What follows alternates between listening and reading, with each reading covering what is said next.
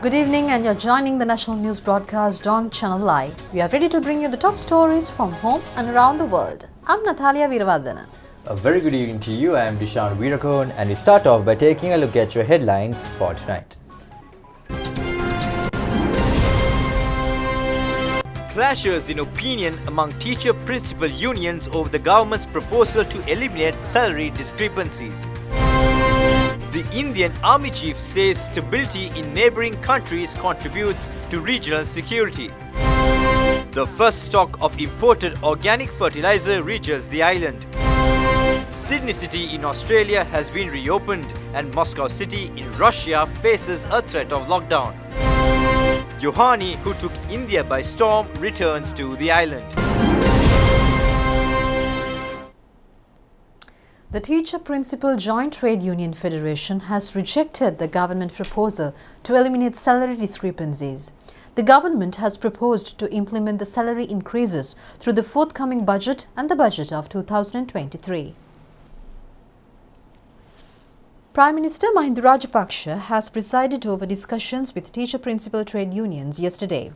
The government has presented proposals on this occasion, stating its inability to provide the funds in one instance as a result of the COVID-19 pandemic and the restrictions on the receipt of monies by the Treasury. The government's earliest solution was to increase the salaries under 3 stages. Accordingly, the first salary increase was to be provided through the forthcoming budget and the remaining 2 installments through budget proposal of next year. The Prime Minister has expressed agreement to these proposals yesterday, and Joseph Starling of the Ceylon Teachers Union said that they are clearly making a single demand, that is to pay the amount in 1 installment.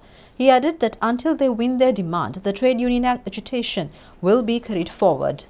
And President of the Sri Lanka Podujana Educational Services Union, Vasantha Handapangoda, said that the protesting unionist is a trade union leader affiliated to a certain political party and a provincial councillor of the Janatha Vimukti Peramuna. She adds that he says that if an immediate solution is not found, the struggle will be carried forward. Vasantha Handapangoda also says that this person was a main supporter of the previous government of good governance. They had agitated for 6% share for education during the election period of 2015. She further said that government had all the opportunity to increase the salaries during its 5-year period, but they were not engaged in any protests. President of the Sri Lanka Podujana Educational Services Union also said government has decided to reopen all schools with less than 200 students by the 21st of this month. She also says that they extend their support to the government's decision, adding that they will convene the relevant school principals and teachers to prepare for the reopening.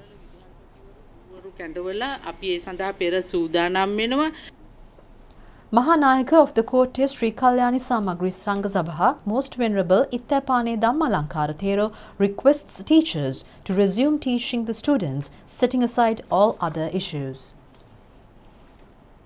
Now, Chief of the Army Staff of the Indian Army, General Manoj Mukund Narawana, says that his country highly expects the stability of neighbouring countries for the security of the region. He made these remarks when he called on President Gotabaya Rajapaksa at the Presidential Secretariat this morning.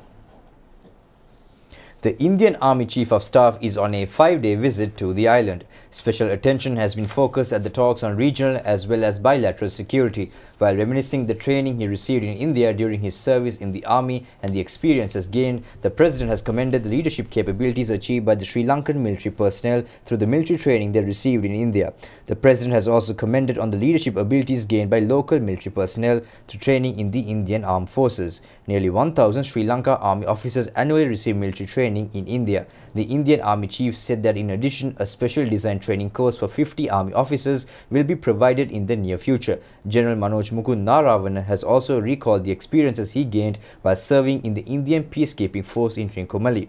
President Gotabaya Rajapaksa said that he too, as a former Army officer, was pleased to be able to engage in a conversation by recalling such memories. Major General and General Staff at Headquarters Army Training Command Rajiv Thapar, Military Assistant to the COAS Major General Vikrant Vilas Naik, President Secretary P.B. Jayasundara, Principal Advisor to the President Lalit Veeratunga, and Army Commander General Shavendra Silva were also present. Chief of the Army Staff of the Indian Army, General Manoj Mukund Narawana, has also called on Prime Minister Mahinda Rajapaksa at the Temple Trees this morning. General Narawana told the Prime Minister that between the two armed forces, they have an excellent relationship, noting that this positive interaction will also help cement the bilateral relations between the two countries at all levels. The Prime Minister has expressed his appreciation for the assistance provided by the Indian Armed Forces to Sri Lanka, especially in the area of training. The Indian Army Chief has pointed out that provision of technological equipment to the training school at the Sri Lanka Army Service Task Force. General Manoj Mukund Narawana and the delegation has also met Defence Secretary General Kamal Gunratne at the Defence Ministry. Attention has been focused on this occasion on Indo-Lanka bilateral cooperation and military training. The Indian Army Chief was also engaged in an inspection tour at the Army headquarters this morning. A guard of honour was also conducted for him on this occasion. Later on, a discussion has taken place between the Army commanders of India and Sri Lanka. Thereafter, they have expressed their views to the media.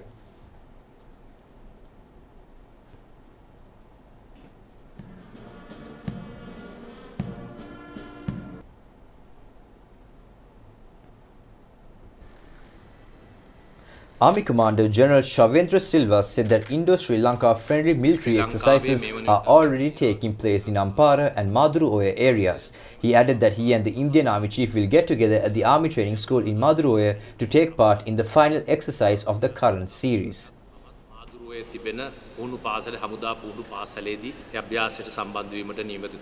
gives me immense pleasure to be here in your great country, and I am grateful to the government of Sri Lanka, the people of Sri Lanka, and of course my Sri Lankan counterpart, General Shavendra Silva, for the grand reception and hospitality accorded to me and my delegation.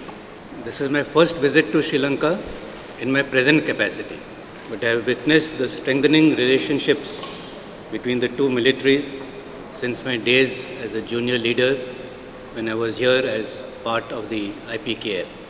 My visit also coincides with the ongoing India-Sri Lanka joint bilateral military exercise Mitra Shakti, which is the largest bilateral exercise being undertaken between us.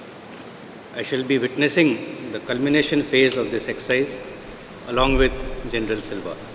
These exercises form a major part of India and Sri Lanka's growing defense relationship.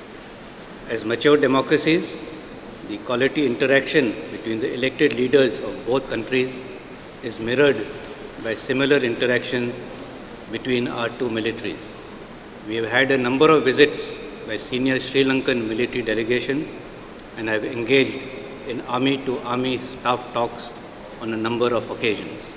It is a proud privilege for us to host Sri Lankan officers, NCOs and cadets for training in many of our institutions.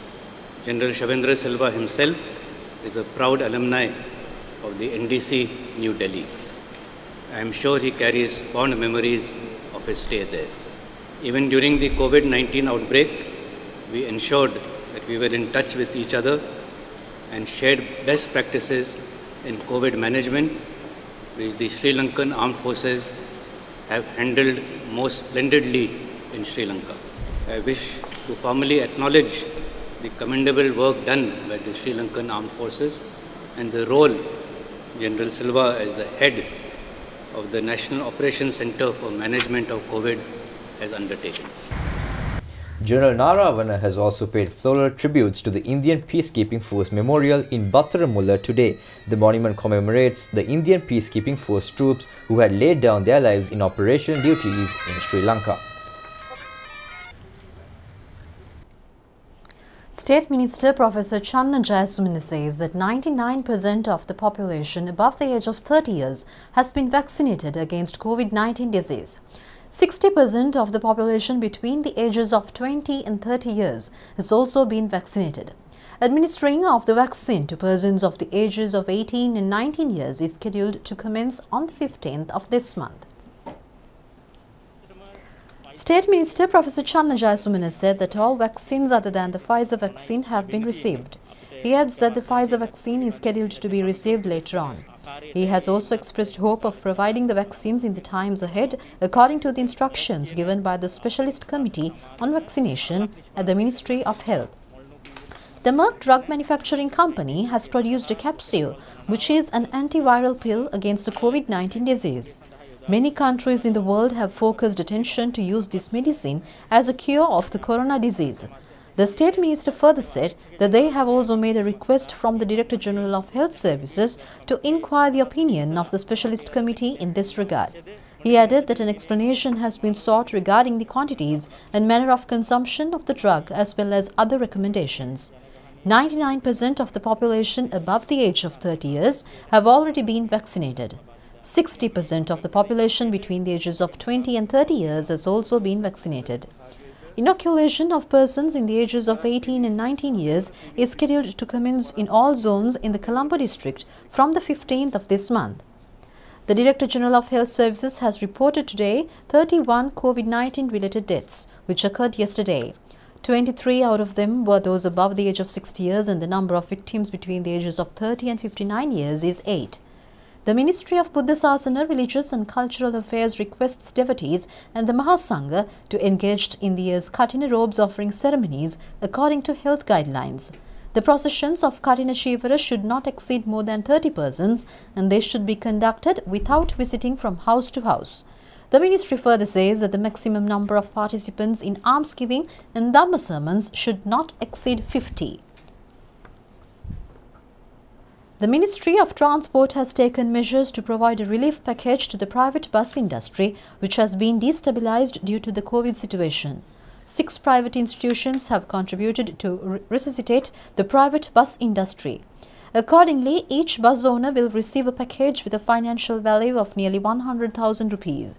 Minister Pavitra Vanyarachi and State Minister Diluma Munugama were engaged in handing over of relief packages to 350 recipients at the Ratnapura Provincial Council auditorium today. Meanwhile, Director General of Health Services Dr. Asela Gunawardana made remarks on the ongoing inoculation program for children and university students. School vaccination program in Colombo district will be begin on 15th of October this month. Vaccination will be given to the age category 18 and 19. The children who are born between 16th October 2001 and 15th October 2003 are eligible for this vaccination. The vaccines will be given at the respective schools and the principal and the staff of the schools will be coordinating this, and the respective medical officer of the health area MOH and the other staff, and in Colombo the school health unit of the Ministry of Health and the Family Health Bureau will coordinate this program with the Education Ministry. Children who are not going schooling or not going to schools, who are within the age of 18 and 19, who are born between 16th of October 2001 to 15th of October 2003 can get their vaccination in the area MOH office on Saturdays, and in the respective hospitals, in the base hospital, district hospitals and general hospital or the teaching hospital of the area. This program will be starting in 15th of October in Colombo district. The All Island program will be starting on 21st of October in all the schools in all over the country in all the 9 provinces. This week we have started giving vaccinations to the age group 20 to 29 university students at the respective universities. But the turnover for these vaccinations seems to be not very good. I urge from all the university students to take this available vaccine, that is Sinopharm, the first dose and the second dose, because we have already got the approval from the ACCD to give the booster dose to the total population from 20 and above. You will be getting the booster dose from Pfizer vaccine if you get the vaccine right now. But if you are not going to get the vaccine right now, you will be not getting the booster dose in future. So I will urge all of you to get the vaccine as soon as possible, because we want to open up the universities quickly as possible. But if you are not get vaccinated, you will be liable to get the disease, because still we are reporting about 600 to 700 cases per day. For the school children who are between age 18 and 19 category, they will be getting only one dose of Pfizer vaccine. Children who are between 12 to 19 years of age who are having comorbidities and with special needs, they are getting both the doses, that means 2 doses. That vaccination is still going on in teaching general hospitals and up to the base hospital. Now they have vaccinated nearly about 12,000 children. We are hope to continue it until end of this month. And meanwhile, Deputy Director General of Health Services Dr. Hemantha Herath says that all stakeholders should take cautious efforts in the process to reopen schools to avert any risk of exposing children against the COVID-19 outbreak. He also made remarks over the introduction of COVID-19 vaccination certificate for the inoculated population in the country. We are hoping that the schools will be gradually open from next week onward, and we are expecting this process of opening school will continue without any major problems. However, we are expecting many probable situations where risk of spreading the disease through these schools or among school children need to be mitigated firstly, for which we need to have our attention, especially the attention of the school authorities, staff and the children, students and the parents, and those all others who are stakeholders who are participating in this need to keep in their minds that the process of opening the school, maintaining the educational activities, and then from leaving home for school to reaching back from school to home need to be properly planned and organized so that children will not be put at risk of getting the disease, and they will not bring the disease either from home to the school or from school to the home, for which we need proper planning and ensuring that the expected health guidelines are adhered to. We have to do our best to make sure that situation that might again lead to closure of the school should be avoided, for which we have to make sure that schools are functioning in a manner that is not conducive of spreading the disease. So for that, everybody's support and dedication is required. I hope that this will be taken into our minds, and we will be able to have a continuous school education activities without any major interruption in the future, and for which I think everybody will be, we need everybody's support. Complaints have been made related to the acceptance of vaccine certificate by certain countries. Now we are providing the details of this certificate mainly to certify that so and so has got a specific vaccine on this date. That is the main basic information that we need to certify. Firstly, we need the identity of the person so that anybody can verify his identity by the name, identity card, passport number, photograph at the passport and all these things that can be supported. And then the product or the type of vaccines that we have been given, then the date of vaccination, first dose, second dose, duration in between can be calculated, and then if third dose is given, that can be indicated there, and probably this information is sufficient enough to ensure that the person has been vaccinated and protected.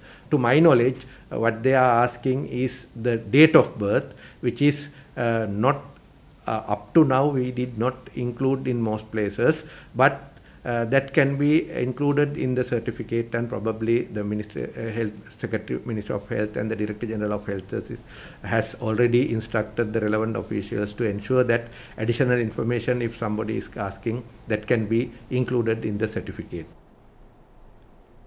Now taking a look at the global scenario regarding COVID-19. Russia has reported a record daily rise in coronavirus-related deaths for the second day running amid a surge in COVID-19 cases and deaths that has led the Kremlin to demand that authorities speed up the pace of vaccinations. Meanwhile, COVID-19 has infected more than 239 million people and killed over 4.8 million people globally.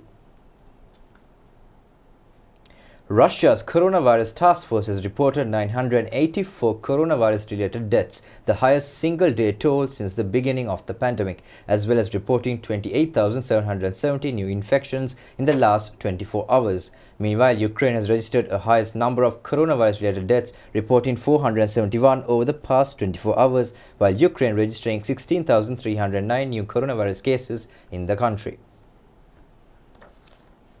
Meanwhile, a senior politician of the Bharatiya Janata Party, the BJP, and a member of the Rajya Sabha in India, Dr. Subramanian Swamy, engaged in a cordial meeting with President Gotabaya Rajapaksa at the Presidential Secretariat this morning. Dr. Swamy, who has held several ministerial portfolios, advocated for a strong friendly relationship between the nations and held a strong view that India should assist in defeating terrorism in Sri Lanka. Dr. Swamy, who is an economist and a statistician, was also a speaker at the conferences organized by the President during his tenure as the Defence Secretary. The President expressed his pleasure to meet Dr. Swamy during his visit to Sri Lanka. Meanwhile, the Navratri Celebration festival was held under the patronage of Prime Minister Mahinda Rajapaksa at Temple Trees last evening. Dr. Subramanian Swamy, a member of Rajya Sabha of the Parliament of India, was also present at the celebrations. As the Minister of Buddha Sasana, Religious and Cultural Affairs, the Prime Minister arranged to hold the Navratri festival at the Temple Trees this year as well. Mrs. Shriranti Rajapaksa was also present at this occasion. Coordinator of Hindu Religious Affairs to the Prime Minister, Ramachandran Kurukal Babu Sharma, Chief Priest of the Mayurapati Sri Bhadrakali Amman Kovil, Thuresami Udaya Raghava Kurukal, and Priest Aruna Prashantan Sharma performed rituals at the ceremony, which was held with a limited number of participants. Navratri is a Hindu festival that spans 9 nights and is celebrated every year in the honor of the divine goddess Shakti.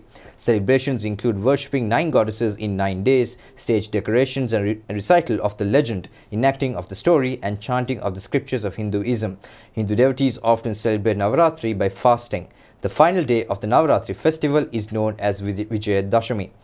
Minister Douglas Devananda, State Minister Jeevan Thondaman, Parliamentarians Dr. Suren Raghavan and M. Rameshwaran, Chief of the Staff to the Prime Minister Yoshida Rajapaksa, former Chief Justice K. Siripavan, Secretary to the Ministry of Buddha Sasana, Religious and Cultural Affairs Professor Kapila Gunawardana and Coordinating Secretary to Prime Minister Senthil Thondaman were also present at the gathering.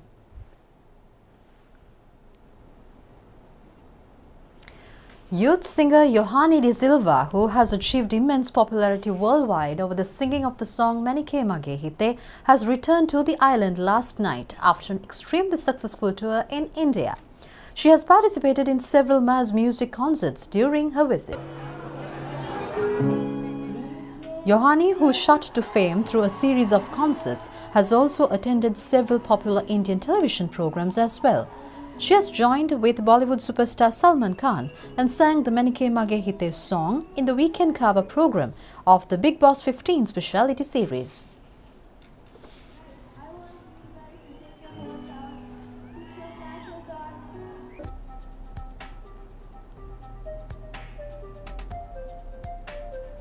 The song with me? Yeah. Manike Mage Hite Manike Mage Hite Mudue Nura Hango Yavi Sihivevi Sridevi. Yohani has also expressed her pleasure over the opportunity to participate in the Big Boss program. Her new song album titled Kella was also unveiled in the internet. The promotional activities are being carried out by India's #1 recording institute T-Series along with Peta Effect Institute. Yohani De Silva is also the singer of the theme song of the movie Siddharth, scheduled to be screened in India shortly. In the meantime, Sri Lanka has received the first stock of imported fertilizer today. The consignment of 30,000 metric tons includes potassium chloride as well. The manure was brought to the island from Lithuania via the vessel Vegarus. The stock was scheduled to be directed tonight itself to extensive paddy growing areas including Ampara, Batiklo, Anuradhapura, Polonnaruwa, Kurunegala, Puttalam, Trincomalee and the Hambantota areas. Now in more stories, a 3-member permanent Colombo High Court panel of judges has instructed the plaintiff party to take measures to obtain necessary evidence for the continuous conducting of the central bank bond case without the presence of 2 accused, including Arjun Mahendran. The bench of High Court judges has given the order in response to a request made by the Attorney General to carry forward the case without the 2 respondents.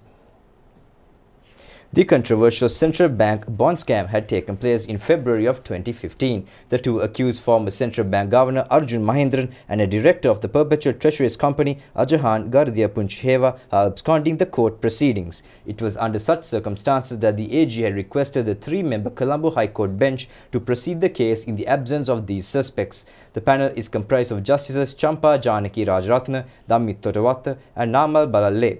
Additional Solicitor General Priyantha Navana, appearing on behalf of the Attorney General, has told the court today that information has been received regarding the first accused, former CB Governor Arjun Mahendran, who is staying in Singapore. He added that an extradition process is underway to bring him back to the island through discussions with the government of Singapore.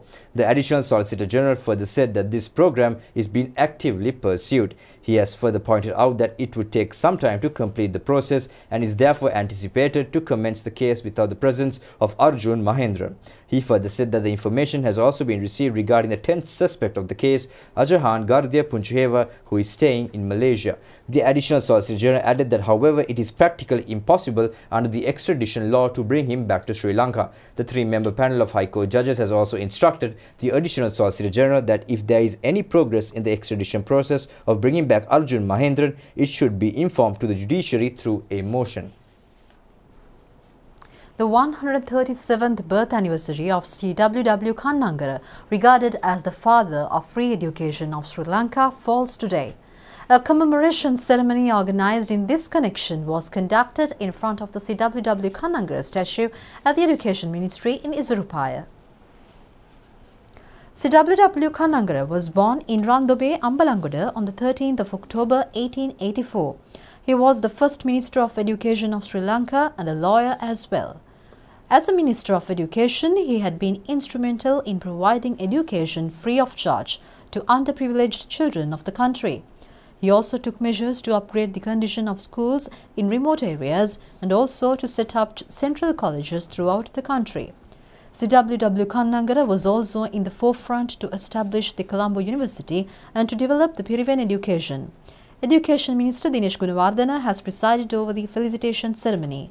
State Minister Susil Premchand, Parliamentarian Yadamani Gunawardena and Secretary to the Ministry of Education Professor Kapila Pereira also took part in the event.